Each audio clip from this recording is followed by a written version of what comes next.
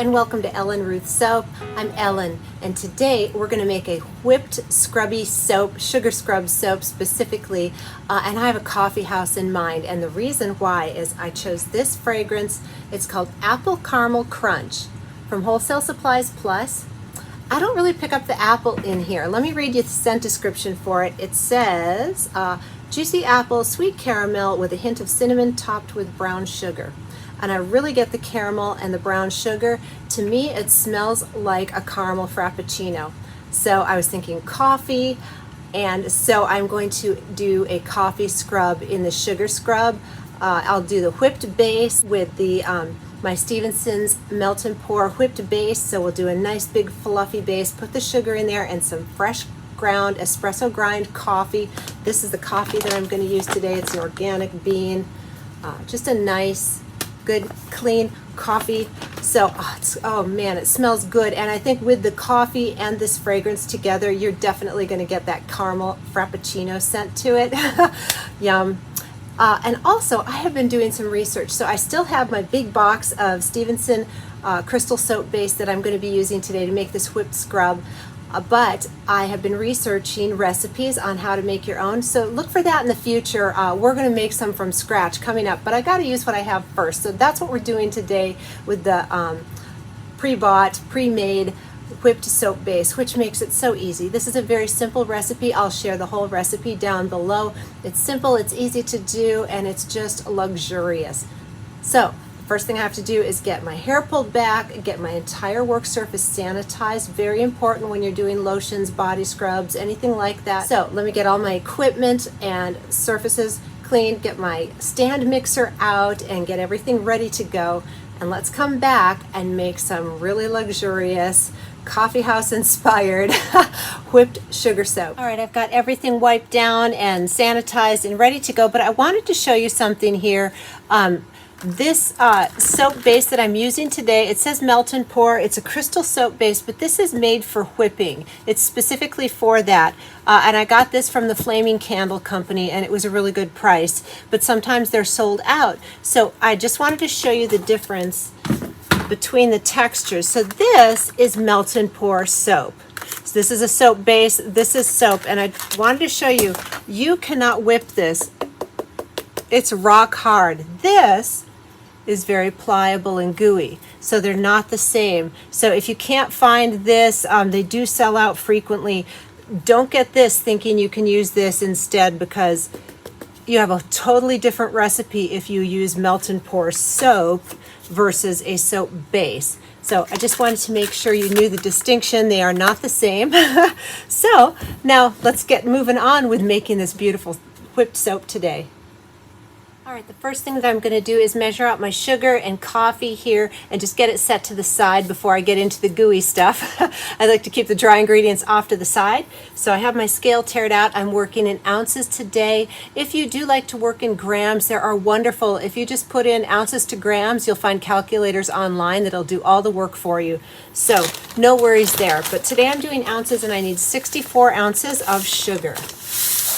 And I like to use this natural, it's just a natural cane sugar is what I'm using today. I got this at Walmart. So 64 ounces is going in here. And any chunks like that I will break up with my hand.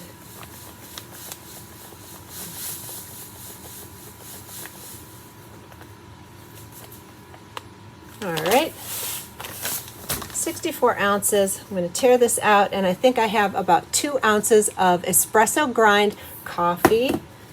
And again, this is the coffee I'm using today, and I put it in my little grinder and just ground and ground and ground until I got a nice fine espresso grind.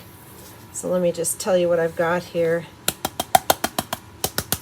Yep, I've got 2 ounces of coffee grounds, and this will all get added at the same time after we have a nice whip going on the soap. Okay, the next step is 64 ounces of my Melt and Pour crystal soap base here. So 64 ounces going in, and we will get this whipping before we add the rest of the ingredients. I like to get a nice whip started on this. This is such an easy and fun project. I really, if you've never made whipped soap before, I videotaped on YouTube my very first try, and it is so fun and not complicated, and you get such a fun you get such a wonderful product when it's all said and done. It's just great. I'm really loving the whipped soap. There we go, 64 ounces of the melt and pour base, and now I'm going to get this in my stand mixer and start whipping it.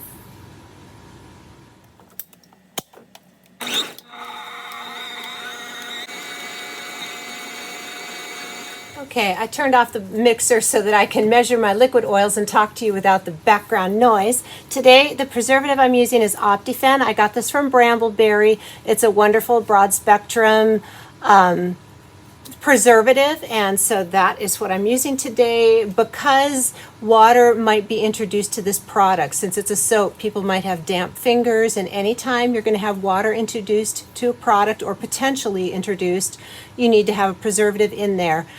So even though the base already has a preservative, I'm adding extra ingredients, and again, if somebody brings this in the shower or whatever, this is a nice safeguard. So I'm using 2 ounces of the Optiphen for this batch size today.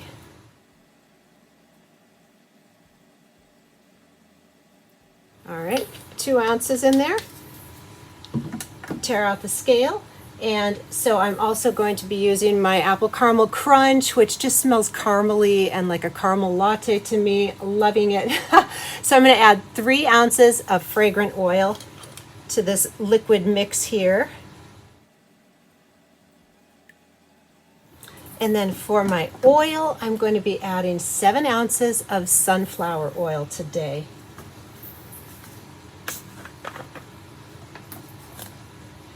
It's a nice light oil, very skin friendly.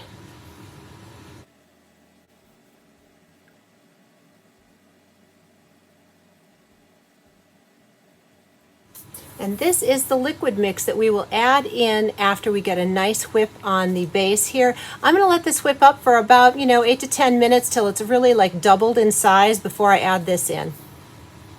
All right, we are whipped up to double the size. This took about maybe 8 or 9 minutes to get to this point. And so now I'm going to lower the thing down and add my liquid ingredients here, our little cocktail of preservative, fragrance, and oil. Very slowly, I'll have this on low, and we'll incorporate this in and then let it whip up again, and then we will add the dry ingredients.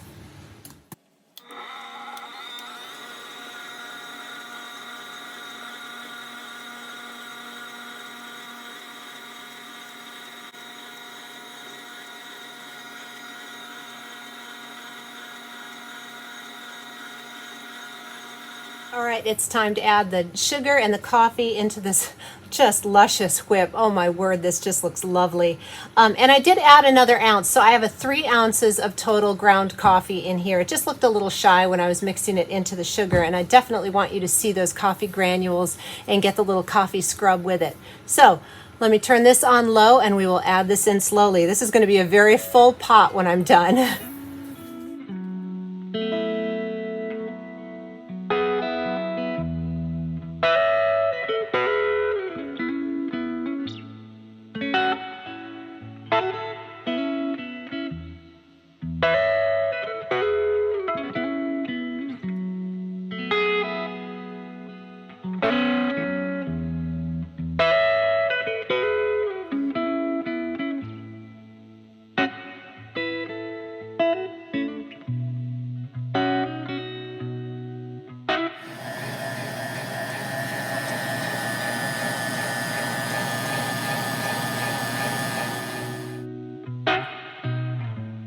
All right, it's time to pipe this luscious whip into the jars, and can we just take a moment? Oh my word, I wish you could be here to smell this. This smells so luxurious and caramely and coffee and yum, yum, yum. All right, I've got my piping bag here with just an open hole tip, just to make it nice and easy to pipe down in the bags. And I'm going to weigh as I pipe these in to kind of get these. I have These are 8-ounce jars, and I want to fill them. They will hold about 8 ounces because this is a nice solid with the sugar. So even though it's whipped up, I can get 8 ounces in each of these jars. So let's get to doing the piping.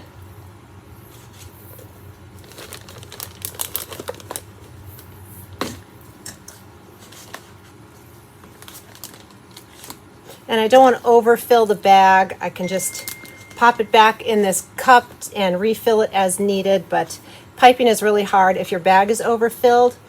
The bags that I'm using today, I think are 14 or 16 inch bags. I need to get deeper ones, like 20 inch, that you can fit a lot more stuff in for big jobs. These are perfect for soaping, but for a big job like this whipped soap, I wish I had bigger bags. So if you're getting bags and you're doing whipped soap, get the big ones. Do yourself a favor, you'll have to refill it a lot less. So let's just stop right there. Let me pull my scale over, get it turned on and tear it out, and we will get to piping these. Okay.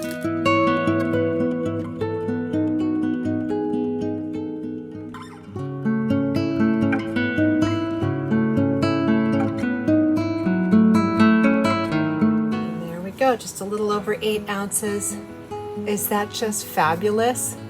Oh my word. And I think I'm going to put a couple coffee beans on the top of each one just for a little surprise.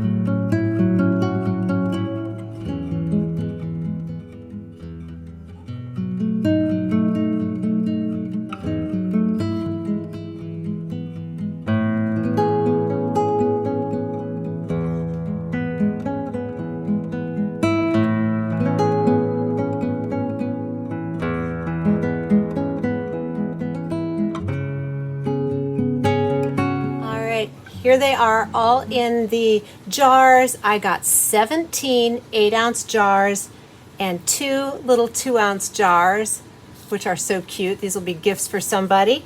And now I've decided that it's not going to be too much of a hassle for the receiver to pluck them out. I have my coffee beans here and my stainless steel tweezers. I'm going to put a couple coffee beans on the top of each of these just to sort of represent, like just like that. Just maybe 2 or 3 on each. Not too much, but I want you to, and it'll add to the aroma when you open the lid up. I just thought it would be really pretty, and there we go. So they're going to look like that when you open them. Oh my word, these are so luscious. All right, let me get to beaning up all of these, and then we'll get the lids on, and once the lids are on, the gloves can come off, and I'm going to go get the labels printed and all the other good stuff that goes along with this.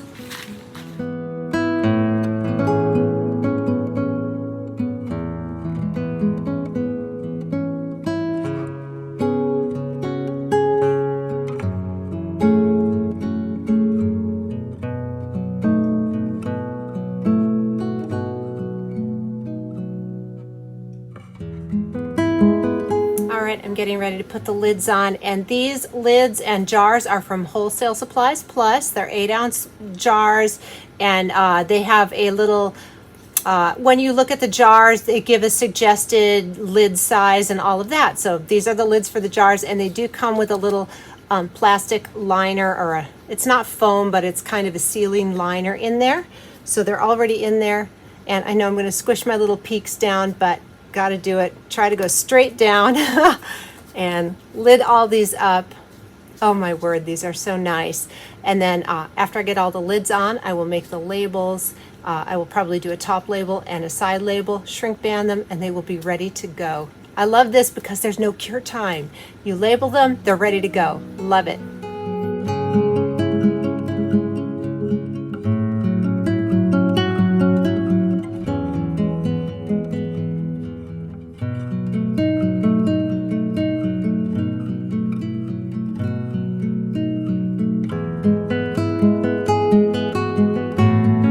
We're back. I've got the labels printed and ready to go, and these are from onlinelabels.com, and I used Maestro Label Designer to make these labels. These are 1.5 by 5-inch labels that I use to wrap around the jars, and then I have little circle labels here. I think they're 2-inch.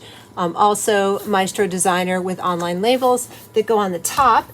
Here are the shrink bands that I'm using today, and let me tell you, these are actually a little tight on here. They do work, but these are made for the 6 and the 4 ounce jars. They are 115 by 55 from Wholesale Supplies Plus. They have a little perforated edge, so they're easy to take off. But this is what I have, so I squeeze them on there, and I don't have to heat shrink very much to make them shrink. So I can fit them on here, but ideally I would get the next size up for these jars. So next time I reorder, I will get the bigger ones for my 8-ounce jars and keep these for my 6 and 4-ounce jars.